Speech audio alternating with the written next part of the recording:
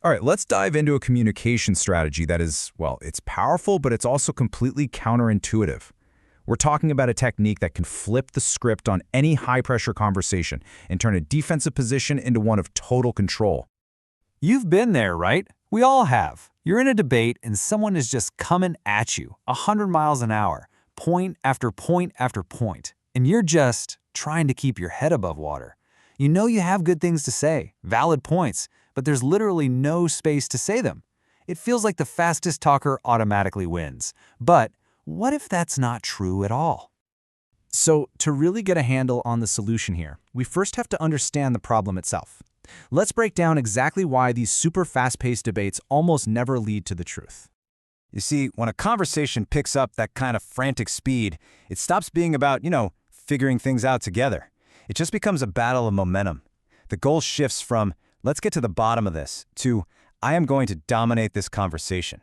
And that's the moment when actual logic and, frankly, good ideas just get left in the dust. Okay, so how in the world do you fight back against a tidal wave of words? Well, you don't try to create a faster wave. Instead, you use something that stops the tide completely. And this is our solution, the slow question. Now, this isn't some complex, witty comeback. It's actually the opposite. It is simple, it is deliberate, and its real purpose isn't just to get information. It's to fundamentally change the entire rhythm of the conversation. And this is the most crucial part to get. Asking a slow question isn't admitting weakness or saying you're confused. It's actually a total power move. It's a calculated way to take back control. To signal, nope, you're not going to steamroll me, and to demand that the conversation gets back to a place of actual substance. To really let this sink in, let's use a metaphor. Let's picture a debate as this clash between two totally opposite forces, pure fire and pure thought. So on one side, you have what we can call the devil's fire. This is that rapid-fire, aggressive attack style that's all about overwhelming you. And on the other side, you've got Matt who's head-scratching, this thoughtful, deliberate, inquisitive approach that just wants to understand. So think of the devil's fire as like a rhetorical flamethrower. Its only goal is to corner you, to create so much heat and so much pressure that you just can't think straight.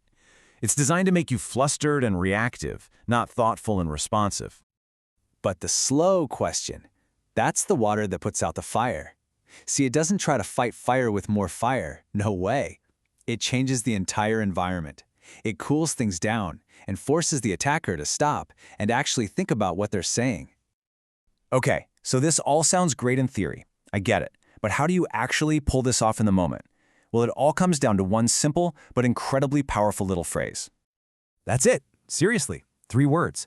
It sounds almost too basic to possibly be effective, but trust me, when you use it strategically, it's like a conversational judo move. Just look at the chain reaction this one phrase sets off. You just calmly, quietly say, I don't understand. And boom, it's like hitting the brakes on their whole attack. All their momentum just screeches to a halt. They can't just keep going. They're now socially obligated to stop and explain themselves. And in that tiny moment, you've just taken back the steering wheel of the conversation. And here is where the real magic happens. The burden of effort completely shifts. A second ago, they were making you do all the work, defending, processing, reacting.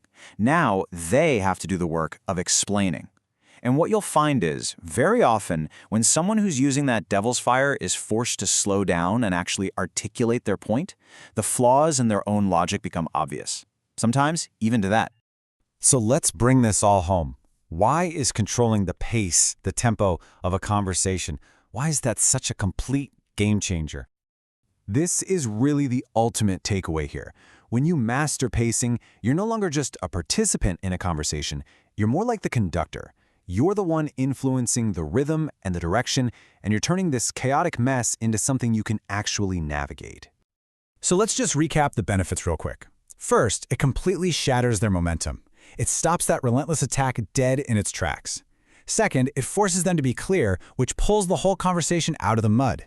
Third, and this is so important, it buys you time, precious seconds to just breathe and think. And finally, when you add all that up, the balance of power just naturally shifts right over to you. So the real question isn't about whether this works. It's about where you're going to apply it. Is it going to be in a meeting at work? A tense debate with a friend? Think about it, because the next time that devil's fire comes at you, you'll be ready. You'll know exactly how to cool things down.